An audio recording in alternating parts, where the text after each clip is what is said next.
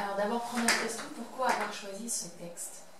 Il n'est pas un, voilà, pas un texte connu. Donc pourquoi ce choix? Qui est un texte même qui n'a jamais été monté en France, qui est une nouvelle traduction de Banassailles. Je dirais que ce qui m'intéresse dans ce texte, c'est que d'abord c'est une histoire très simple. Si on la résume en une phrase, c'est une femme attend un homme.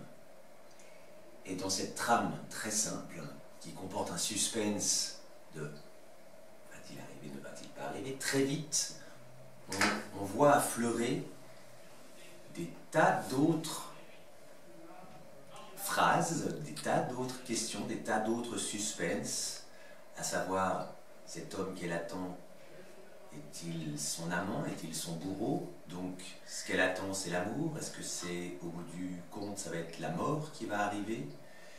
Et ce texte est d'une richesse qui se révèle progressivement, y compris dans les registres, du coup, que cette femme va traverser, du sublime au plus trivial, du lyrique au prosaïque, et on est sans cesse dans des strates dans laquelle cette femme, comme nous tous, c'est une histoire très universelle, c'est ce à quoi on se confronte au bout du chemin. Comment on s'en sort? Comment on réagit à ça? Comment on lutte ou comment on s'abandonne? Peut-être moi ce que je dirais c'est que, alors au-delà effectivement du plaisir de partager cette histoire intemporelle très forte qui concerne chacun dans son intimité singulière, il y a aussi le fait que dans le plaisir qu'on a souvent à faire des projets avec Jacques, il y a évidemment les classiques sur lesquels il a travaillé, et puis on a aussi exploré plusieurs écritures contemporaines, et c'est vrai que parmi les plaisirs du partage, il y a aussi celui de faire découvrir de nouveaux auteurs, de nouveaux textes. Alors Barker, c'est un auteur très important de la littérature anglaise contemporaine. Certains disent de lui que c'est le Shakespeare du XXe siècle. Alors voilà, on laissera le public juge de cette comparaison, mais en tout cas, ce désir de défendre les écritures contemporaines et de proposer avec de nouveaux textes, de nouvelles émotions aussi aux spectateurs, c'est quelque chose qui me tient à cœur. Et est-ce que peut-être toi, tu peux parler de ton rapport au texte, du lien que tu as, puisque c'est ta publication, c'est la traduction. Est-ce que tu peux nous parler de ce lien avec ce texte? Alors, c'est étrange parce que Jacques il dit souvent qu'il monte des textes quand il ne les comprend pas. Et ben moi, je dirais que je traduis les textes un peu pour les mêmes raisons. Donc, évidemment, la compréhension est un nécessaire préalable, mais c'est surtout que dans le texte de Barker, moi, je sens une matière qui me fascine, une matière qui est sans fond, puisque précisément la question toujours du théâtre de Barker, c'est d'essayer de se rapprocher d'une émotion la plus proche possible de ce que serait la confrontation avec la mort. Donc vraiment le travail comme écriture d'approche, pardon, l'écriture comme travail d'approche de la mort, et c'est effectivement une thématique qui est importante, qui nourrit le théâtre depuis ses origines. C'est ce sur quoi Barker insiste beaucoup dans la dimension tragique de son écriture. C'est vrai que l'humeur du jour n'est pas forcément toujours à la tragédie, comme Barker le dit lui-même, pourquoi aller en plus se farcir une tragédie au théâtre quand la vie est déjà bien assez difficile, mais parce que la tragédie que le théâtre propose, contrairement à celle de la vie, elle donne plus de sens, elle permet peut-être une approche plus méditative, plus sereine et au final peut-être plus intense. Alors on a vu donc c'est l'histoire, alors je ne sais pas si le terme histoire est très approprié, mais l'histoire d'une femme qui attend un homme, c'est donc un monologue. En quoi est-ce que la forme du monologue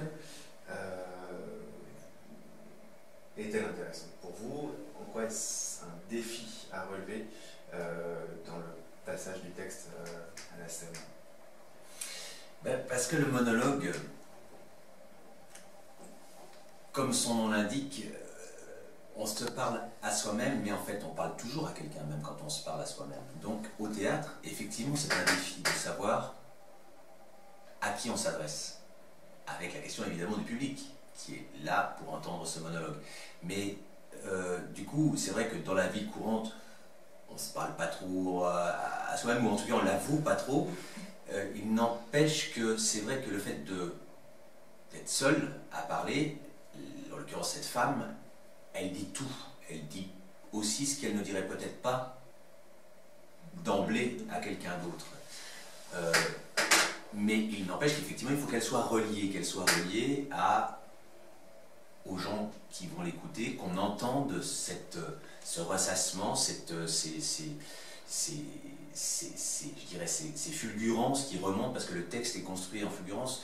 Vanessa, il parlait de cette situation tragique, mais qui repose avant tout sur l'émotion, et ce monologue, c'est un bloc effectivement d'idées très fortes qui plonge ses racines dans la tragédie, mais qui est la tragédie, encore une fois, très universellement partagée. C'est qu'est-ce qu'il y a au bout et comment on s'approche de ce bout en restant debout, sans mauvais jeu de mots.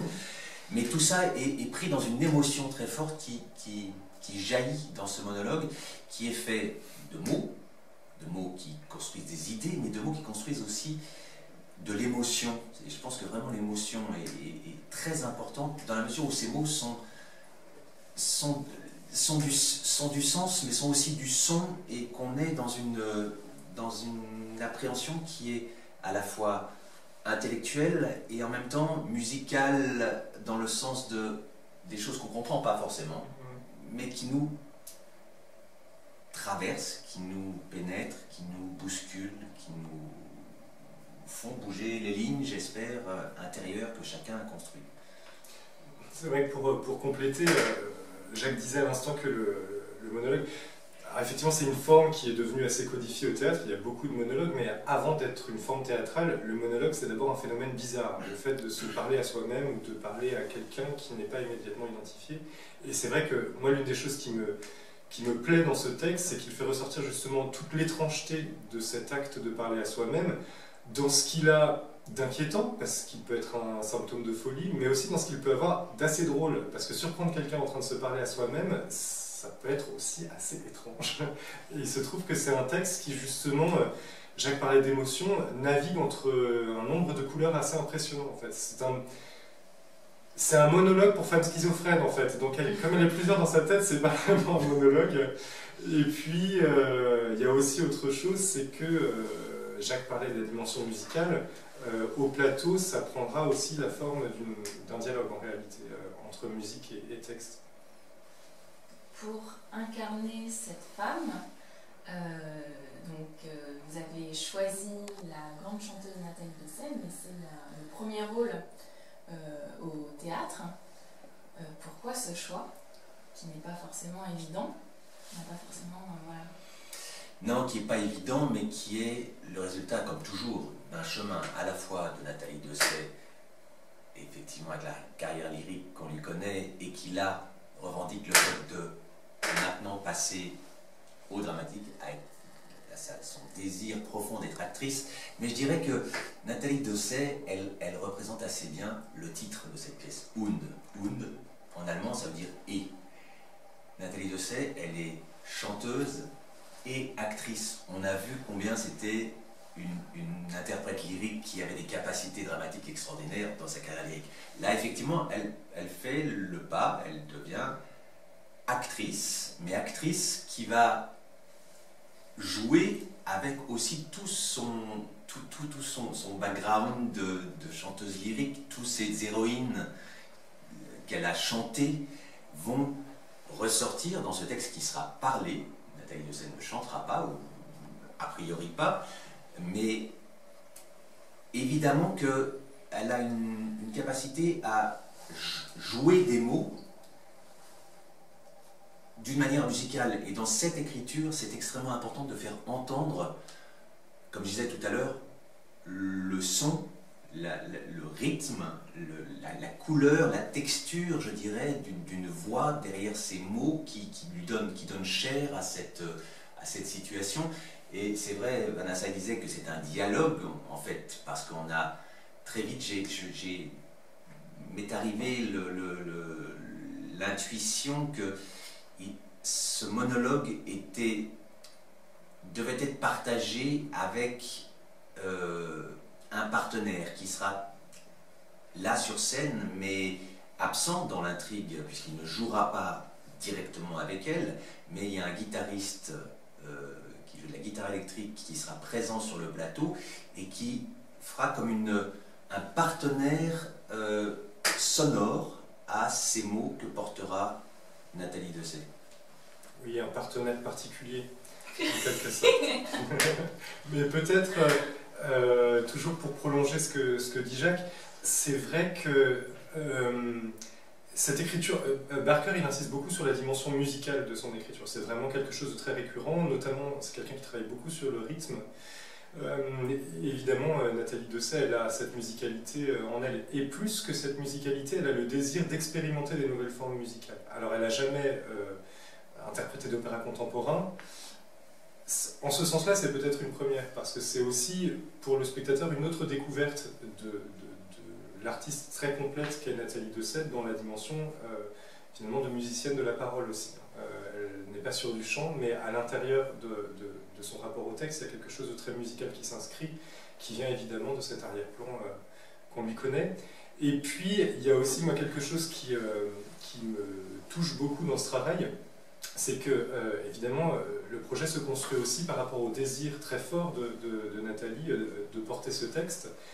Et ce désir, pour moi, est vraiment le signe du côté un peu tête brûlée de cet interprète, c'est-à-dire de quelqu'un qui est à la recherche de nouveaux horizons artistiques, toujours. Et c'est vrai qu'il y a un endroit où ça se rejoint très bien, puisque le texte propose voilà, de nouveaux horizons, de nouveaux paysages tragiques. Et puis elle, c'était précisément aussi quelque chose qu'en tant qu'interprète, elle avait envie d'explorer. Donc il y a une dimension d'expérimentation assez importante dans ce projet, mais c'est le plaisir de pénétrer aussi ces territoires tragiques ensemble.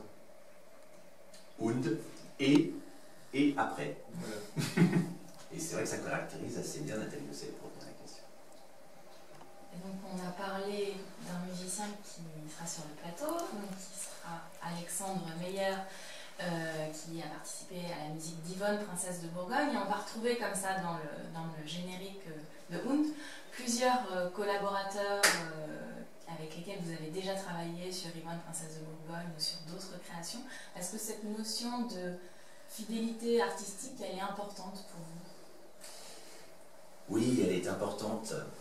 Alexandre Meyer, en l'occurrence, ce musicien, ce guitariste, a participé à tous mes spectacles depuis le début. Marie-Christine Soma qui fait la lumière, Mathieu Laurie Dupuis qui fait la scénographie, sont aussi des partenaires de très longue date, avec qui, évidemment, que chaque spectacle doit être à la fois un chemin qui avance, mais à chaque fois quelque chose qu'on doit réinventer, un défi, un risque, et après, comme on disait tout à l'heure, et maintenant, qu'est-ce qu'on fait? Et en l'occurrence là, avec Und, il y a vraiment des questions auxquelles on doit répondre et auxquelles on n'a jamais été confronté. Donc on est, encore une fois, à la fois effectivement dans la solidité d'un parcours commun, donc il y a des tas de choses qui nous sont plus familières qu'avec des nouveaux collaborateurs, mais en même temps, ce saut dans le vide de qu'est-ce qu'on fait avec ce texte, comment on le fait entendre, comment on le fait sonner. Moi j'aime beaucoup l'image de sauter tous ensemble dans le gouffre, en espérant que la corde est bien attachée. Pardon, j'ai dit le mot qu'il ne fallait pas dire.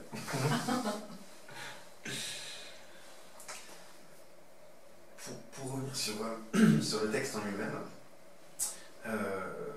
comment est-ce que vous pourriez caractériser l'écriture de Barker, qui est quand même une écriture très très singulière? Voilà. Est-ce qu'il y a quelque chose qui vous semble spécifique? Enfin, en quoi est-ce que cette écriture est spécifique? Je vais laisser Vanessa y répondre, qui connaît très très bien cet auteur, mais je dirais que moi, ce qui à la fois m'intéresse et parfois m'irrite dans cette écriture, c'est que c'est une écriture multiforme, qui se balade dans des registres très différents. Et à la fois, quand je dis ça peut être irritant, c'est-à-dire qu'on aurait envie que ça soit plus cadré, plus simple, et en même temps c'est ce qui fait toute sa richesse, c'est-à-dire qu'on n'est jamais exactement là où on s'attend à être, et on est tout le temps déstabilisé, mais donc emmené vers de l'inconnu, vers de l'inédit, de l'inouï, Voilà, mais je vais laisser Vanessa peut-être parler aussi de ce monologue-là particulier qui est spécifique dans l'œuvre de Barker. C'est le seul monologue qu'il a écrit. Alors c'est son seul monologue. Après, je trouve que tu décris ça très bien, c'est-à-dire que le plaisir de Barker, c'est d'être en territoire inconnu et du coup d'avoir vraiment tous les sens aux affûts, quoi. Parce que on ne sait pas trop où on est. Du coup, il y a une acuité de la sensibilité qui se met en place, qui laisse place à des sentiments, encore une fois, et des émotions très diversifiées. Parce que ce qui est assez étrange, c'est quelqu'un qui parle beaucoup voilà, des dimensions potentiellement oniriques de son rêve, mais comme un rêve, c'est très concret en fait. C'est-à-dire que les sensations sont extrêmement fortes, et c'est pas du tout une écriture, je trouve, qui est abstraite. C'est une écriture qui très souvent s'appuie sur des images très impressionnantes, mais qui néanmoins s'appuie sur une sensation, encore une fois, très concrète. Barker, il a, pour parler lui-même de sa langue, une jolie image. Il dit le personnage tragique, c'est comme un personnage perdu au milieu d'un pays étranger et qui hurle pour se faire comprendre. Voilà, donc c'est quelque chose, encore une fois, de très concret. C'est une situation d'étrangeté qu'il arrive à prendre avec une patte très particulière et qui donne à son écriture beaucoup d'acuité et, encore une fois, beaucoup de relief. Et notamment quelque chose qui oscille, et ça c'est quelque chose à quoi moi je suis très sensible, entre une forme d'humour très présente, parfois désespérée, mais de l'humour quand même, et puis un abandon au lyrisme aussi, dont toutes les écritures contemporaines ne sont pas toujours capables. Il y a aussi une beauté de la poésie, une beauté de la langue, à certains moments, voilà, quelque chose qui se développe presque comme des arias, pour revenir à une terminologie musicale, qui, je pense, a beaucoup contribué aussi à l'attrait alors que moi j'ai eu pour ce texte, mais aussi que Nathalie a pu avoir pour ce texte. Mais tu parlais de l'humour et du rire, c'est-à-dire que dans cette écriture qui, d'une certaine manière, s'autorise tout, ça veut pas dire que c'est n'importe quoi, mais ça s'autorise des choses qu'on ne s'autoriserait pas d'habitude. Il y a des collisions de tragique, de trivial, de sublime, qui tout d'un coup créent des étincelles dont on ne peut sortir que par le rire. Et puis j'allais dire aussi, par rapport à toute cette étrangeté, Barker, il n'est pas anglais pour rien non plus. Il est très très anglais, les anglais sont quand même très très bizarres. Mais au-delà de ça, voilà, il y a quelque chose dans cette écriture qui est un peu de l'ordre de... Enfin, un texte fondateur de la culture anglaise, après le 19e, c'est quand même Alice au Pays des Merveilles. Et là, c'est un peu Nathalie au Pays des Cauchemars, mais il y a quelque chose un peu de cet ordre-là, c'est-à-dire un rapport à l'onirique qui en même temps est très concret. C'est ça qui est beau dans le texte de Lewis Carroll et c'est ça qui est beau aussi dans le texte de Barker, c'est cette appréhension extrêmement réaliste de l'irréel.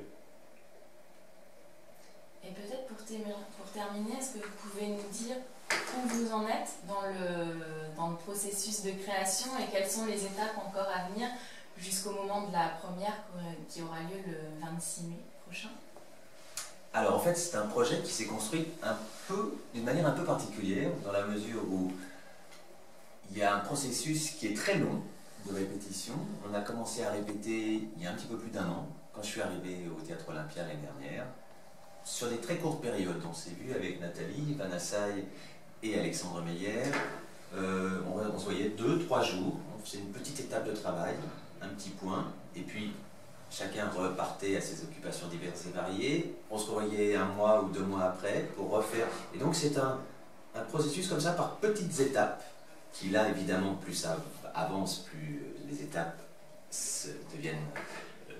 s'élargissent dans le temps, avec des échéances qui sont effectivement, qui nous obligent par exemple à avoir déterminé une scénographie. Là, la scénographie, la maquette est faite, maintenant il ne reste plus qu'à construire le décor. Et à partir de début mai, on s'enferme dans la salle de répétition et sur le plateau pour le 26 mai arriver à offrir ce spectacle.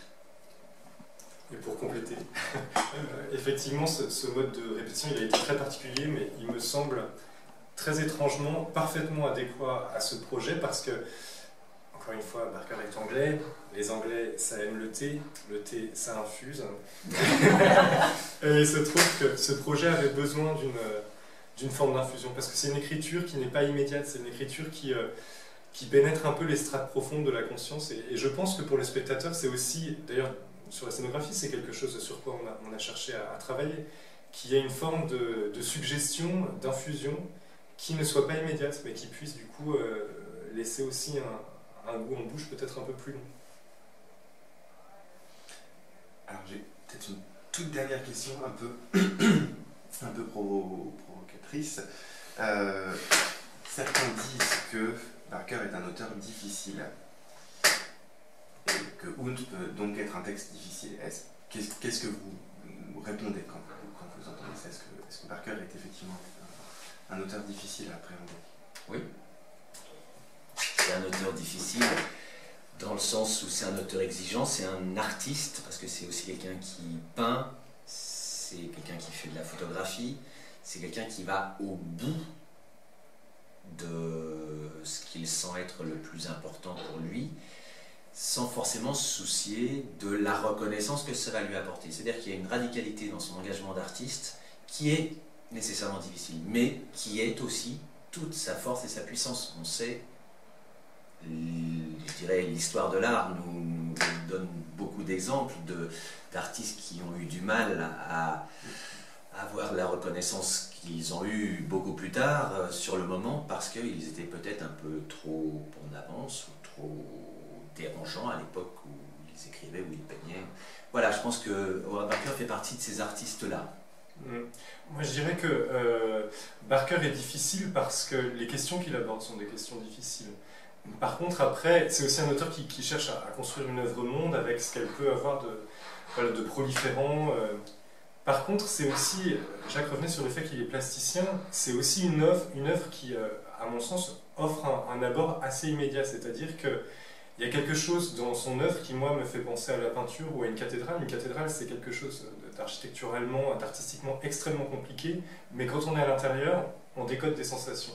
Et il y a quelque chose pour moi qui est un peu de cet ordre-là dans les paysages de Barker. On se plonge dans un univers qui a une force esthétique très grande, qui est assez fascinant, où on ne comprend pas tout, mais où on se laisse aussi pénétrer par les vibrations de sens. Et voilà, c'est une œuvre vraiment très sensorielle, et à mon avis, elle est d'autant plus compliquée qu'on la prend souvent pas par le bon sens. C'est-à-dire qu'il faut encore une fois se laisser pénétrer par ce travail.